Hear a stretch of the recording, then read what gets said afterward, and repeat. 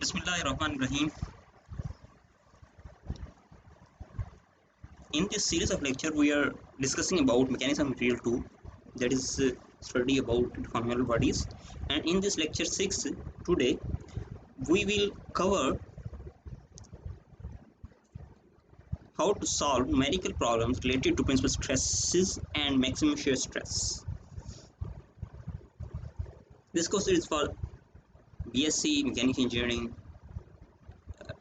It is for undergraduate program.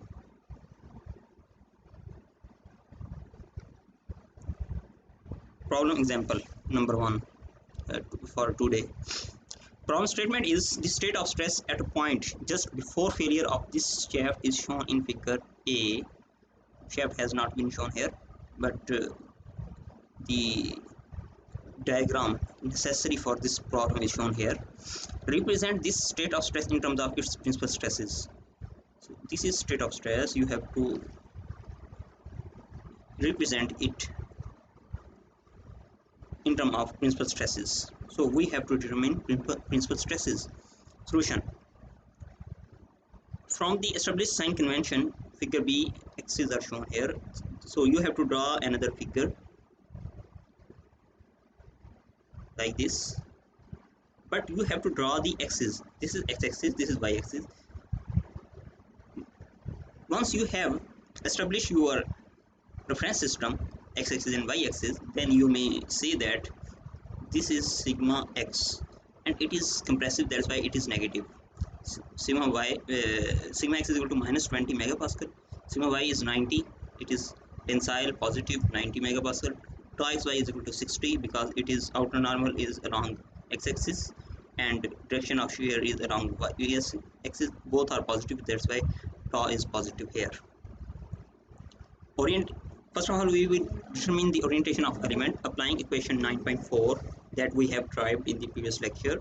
Tan theta 2p, p for principal stresses, is equal to tau xy over sigma x minus sigma y by 2. So after putting the values 60 over minus 20 minus 90 by 2, solving will give you answer 2 theta p2 is equal to minus 47.49. So theta p2 is equal to minus 23.7. You can also write here p1. It is not necessary to mention here p2.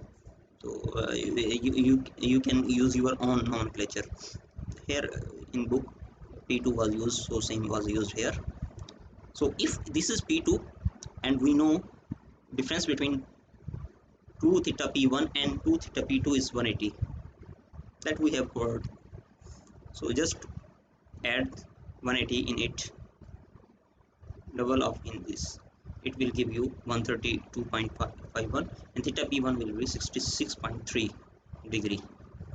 In both cases, theta must be measured positive counterclockwise from the x-axis. This is our sign convention. How we measure angle? We measure angle from x-axis and in counterclockwise taken as positive with the outward normal x prime axis. So this is x-axis, and since this is negative, that's why it is clockwise. If it is positive, then it should be above of this x-axis, means counterclockwise. But here it was negative, that's why x-axis, x prime axis is shown below of x-axis on the face of element, and so the element showing the principal will be oriented as shown in figure C. So principal stresses will be acted along this axis, x prime axis, and this axis.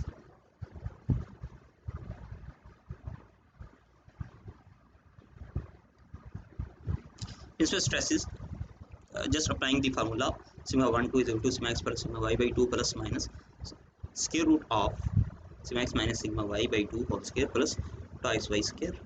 After putting the values, minus 20 92 minus 20 92 whole square plus 60 square, so 35 plus minus 81.4. so in plus case both will be added up and answer will be this one. In minus case, answer will be like this. So after having manipulation on calculator, you will get these results. So this is one way to find the principal stresses. Another way to find the principal stresses is, we have determined the angle here. This angle we have determined. How? By applying this equation 9.4.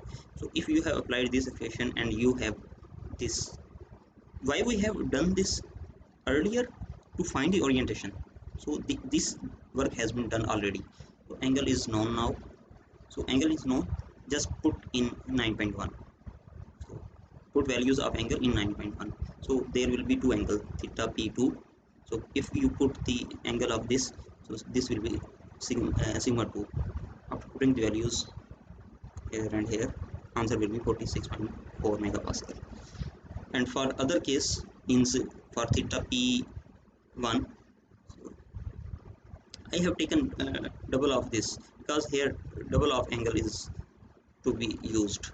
So just putting 132.51. I have not written here 2, because that already been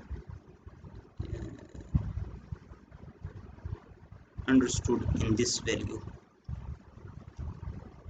So overall answer 116. So answer are same. So you can use this approach or you can use this approach, it's up to you. But one thing you should remember is, no shear will act on principal planes. Now very important, you have to draw your result on the element. So figure to show the principal stress acting on an element shown here. So this is element, and this was ordinary x-axis, and theta p2 was this one, negative. So it is drawn here. So corresponding sigma will be sigma 2, 46.4, and sigma 1 is 116 megapascal. So this figure show principal stresses on element. Friends, you should draw this diagram at the end of question, and it is mandatory for you to draw it. Now second problem, first problem was principal stresses, and in second problem it is about shear stress. The state of plane stress at a point on a body is represented on the element shown in figure this, and same values are shown here. Represent this state of strain from of its maximum in plane shear stress and associated normal stress. Solution: orientation of element. Given data is, if you have to draw the diagram again and show the x-axis, y-axis. So this diagram should be drawn again in the solution part. So given data, sigma x minus 20 megapascal, sigma y 90 megapascal, and tau x y 60. Only this is negative, this is positive, this is also positive. And 2 theta s is equal to s for maximum shear. So by applying equation 9.6, 9.3 is equal to minus sigma x minus sigma y by 2 over tau x y.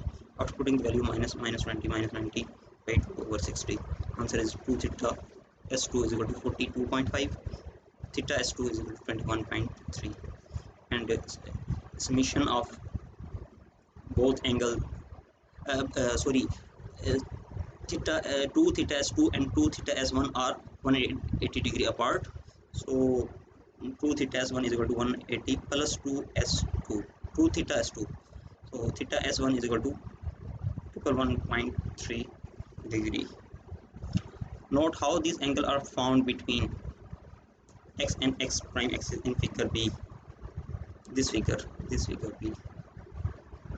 On next slide, angle are found this and this.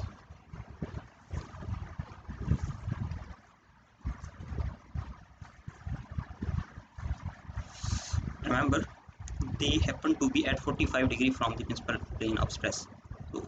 So angle between maximum shear plane and principal plane is 45 degree, that we have heard in the previous lecture. Angle between principal plane and maximum shear plane is 45 degree. So they happen to be at 45 degree from the principal plane of stress, which were determined in the previous example. Maximum in plane shear stress. So very simple to apply equation 9.7. So if you apply equation this, tau maximum in plane is equal to square root of sigma x minus sigma y by 2 whole square plus tau xy square is equal to minus 20 minus 90 by 2 whole square plus 60 square. So if you have manipulation on calculator, to use after using the calculator, you will find plus minus 81.4 megapascal. The proper direction of tau max in plane on the element can be determined by substituting theta is equal to 3 raised to 21.3 in equation 9.2. So another approach, this is another approach to find maximum in plane shear stress. So how we have determined angle here, we have determined the angle. So if you have the angle, just put this value in this equation 9.2.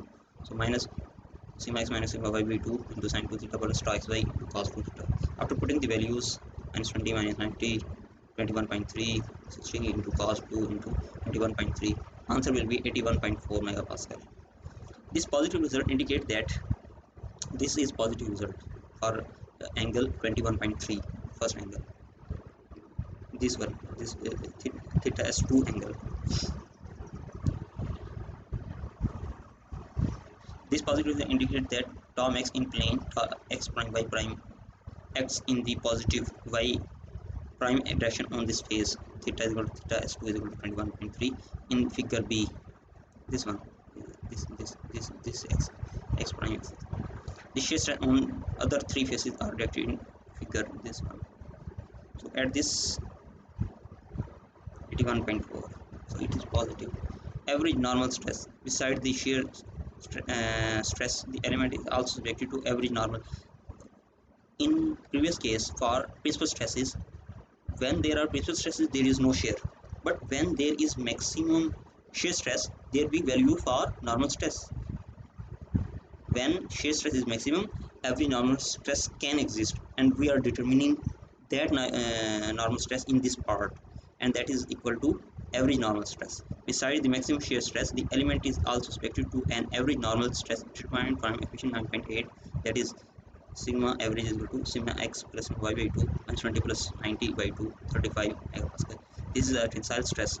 It is positive. That's why we have shown here as tensile.